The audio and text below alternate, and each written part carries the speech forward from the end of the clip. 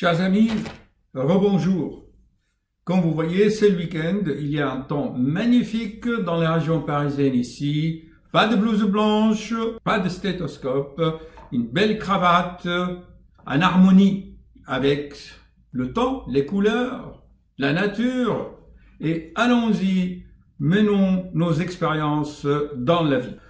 Chers amis, bonjour, j'ai la joie de vous présenter une nouvelle vidéo qui se fait d'une façon instantanée. C'est l'inspiration qui arrive, vous captez, vous rentrez en résonance avec des centrales de fois en pensée. Mes chers amis abonnés qui font des magnifiques commentaires que j'apprécie énormément. Franchement, c'est des commentaires de très grande qualité, des hautes gammes, je dirais, très haute gamme. Grâce à cette alchimie, le matin, des nouvelles idées se présentent. Suite aux quelques dernières vidéos que j'ai faites récemment, cela a dû fâcher certains qu'on aborde des sujets. Cependant, libre à chacun de penser. Moi, je propose une expérience vitale. Chacun en fait ce qu'il veut. C'est de vécu, en fait. Une synthèse holistique, comme vous le savez maintenant. Je vais vous présenter une diaporama. Libre à vous de penser ce que vous souhaitez, comme vous le ressentez, en fait. Laissez donc l'intuition. Les vidéos sont faites, comme je vous ai dit, d'une façon instantanée, sans trop de perte de temps dans les montages. Par exemple, je dicte les idées avec le smartphone.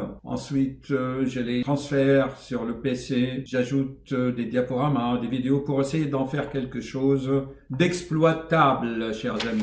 Concret pour la vie pratique, pour alléger les souffrances ou augmenter la joie de la vie de tous les jours.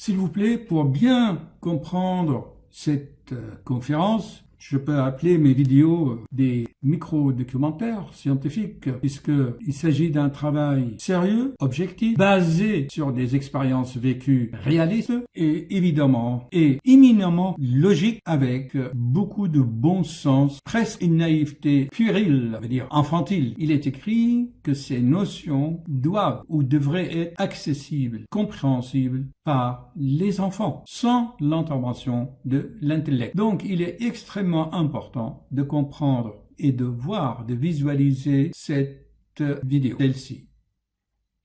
Et encore, c'est 3. 288. Dieu, qui peut prouver son existence? Une approche objective, sans préjugés, sans croyances limitantes préexistantes. Et surtout, j'ai horreur des cerveaux formatés, dogmatiques, fanatiques. Il faut demeurer libre, libre. Et Dieu n'aime pas les fanatiques qui vont dans les mondes parallèles montrer « Regarde-nous Seigneur, toute notre vie, on a lu votre Bible ou vos livres sacrés. On doit être sauvé. Quelle exigence !» Non, non, non.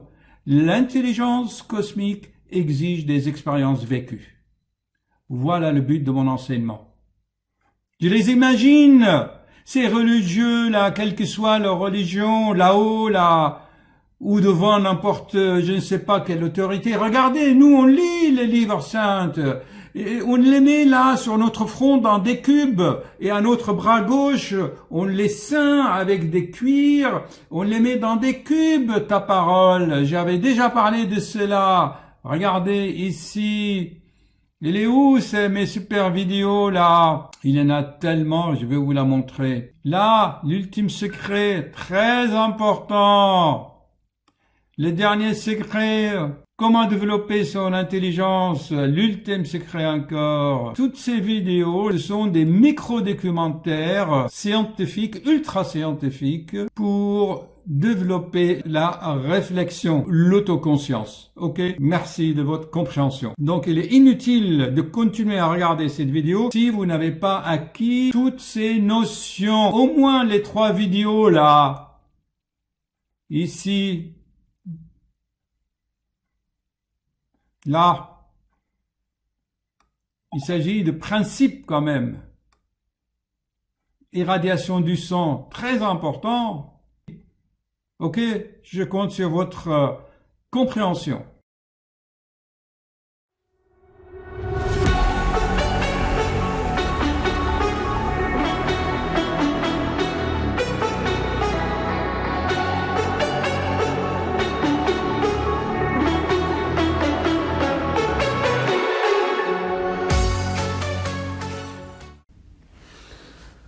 Que se passe-t-il avant la mort? Chers amis, si vous regardez toutes mes causeries avec vous et ces micro-documentaires qui constituent mes vidéos, eh bien, vous pouvez conclure par vous-même. Le point essentiel est notre corps produit un champ électromagnétique. Je l'ai expliqué par quel mécanisme, en faisant une analogie entre le dynamo et l'activité cardiovasculaire. Il faut admettre aveuglement, mais il faut absolument savoir que notre corps produit de l'électricité. Notre cerveau produit des ondes. Notre cœur produit des ondes. Dans le premier cas, on appelle ça électroencéphalogramme avec le rythme alpha, bêta, theta, gamma. Et le cœur produit un champ magnétique également. C'est l'électrocardiogramme avec le complexe bien connu sur les scopes que vous voyez dans les films ou dans les services de réanimation. Ainsi, nos muscles produisent l'électromyogramme. Les neurologues peuvent très bien mesurer toutes ces ondes au niveau des muscles et déterminer si c'est une atteinte musculaire myopathique ou c'est une atteinte neurogène par des défauts de synthèse de myéline qui est la gaine des fibres nerveuses.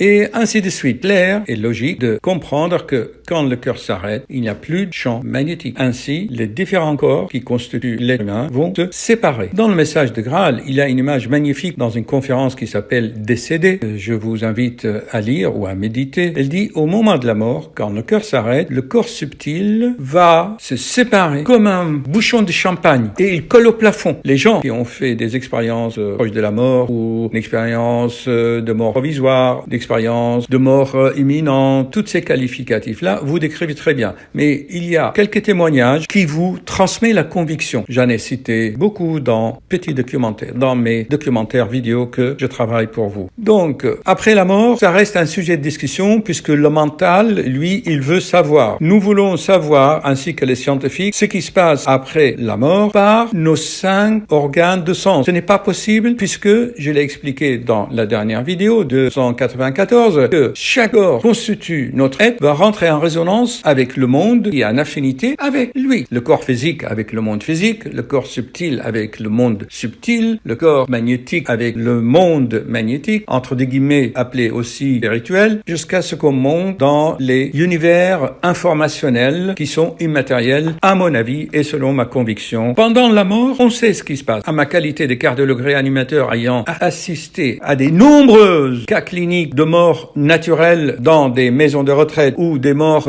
accidentelles dans des services de réanimation chez des jeunes de 25-30 ans après des accidents de la voie publique qui sont intubés, ventilés sous adrénaline, noradrénaline, dopamine, tous oxygénés, scopés, on voit les activités de leur corps sur des écrans, je les ai vus mourir sous mes yeux. Pendant ces courts instants, je sais parfaitement de quoi je parle. Il y a plusieurs mécanismes qui rentrent en jeu. J'ai vu comment une personne âgée meurt, j'ai vu des spasmes de la mort et où vraiment l'être humain rend son dernier souffle dans un contexte de spasme angoissant pour celui qui les regarde, mais pas pour celui qui est en train de partir. C'est comme des convulsions, le patient commence à enrouler les bras, le visage se crispe, se spasme et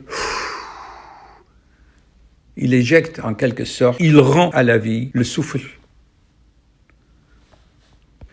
ce souffle qu'il a dû emprunter pendant quelques dizaines d'années pour faire mouvoir et vivre ce corps physique. Chers amis, je vous assure, c'est extraordinaire, c'est quasi tragique-mélancolique. Parfois, le patient est heureux de partir, le mourant là. Il est calme, serein. On dit, ça y est, il y en a qui partent avec le sourire. Oui, chers amis, car ils ont atteint un certain degré de maturité, ils n'ont plus peur. Donc, pendant la mort, je sais de quoi parler par des expériences personnelles. Après la mort, ça, la discussion reste ouverte. Quoique, je le répète, je suis convaincu des récits de ces patients qui ont fait une mort provisoire, selon le docteur, mon collègue, le docteur Charbonnier. Cependant, par une observation méticuleuse, je peux vous parler de ce qui se passe avant la mort. Comment la vie nous prépare à quitter ce monde. Déjà des années, voire des dizaines d'années avant ce moment sacré. Et les sciences l'ont prouvé. Mais ces séances, par manque d'humilité et par vanité et par peur de perdre leur poste à l'université, quoique au fond d'eux-mêmes ils sont convaincus, mais ils n'osent pas publier ces choses-là. Ah, l'académicien va perdre ses insignes et ses galons. Ça sera très long de vous parler de ce qui se passe des années, des jours, des heures avant de quitter ce monde. Il y a toute une préparation quasi initiatique, comme ça se fait dans certaines sociétés secrètes, qui eux, franchement, savent et ils pratiquent les rituels initiatiques dans ce sens. Là aussi, il faut le respecter, je pense, sans avoir des préjugés. Alors, comment vous résumer des heures et des heures de recherche, d'expérience en quelques minutes de vidéo sur YouTube? Et en plus, YouTube, c'est comme une arène des gladiateurs, chers amis. Celui qui n'a rien compris ou qui ne veut pas comprendre ou qui a déjà ses idées ou ses croyances limitantes en lui, il va mettre une pouce vers le bas. C'est violent, ça, chers amis. Le pouce en bas sur YouTube, c'est de la violence. C'est comme les empereurs romains. Néron, pouce vers le bas, tuez-le. Écoute, si cette vidéo ne te plaît pas, ok,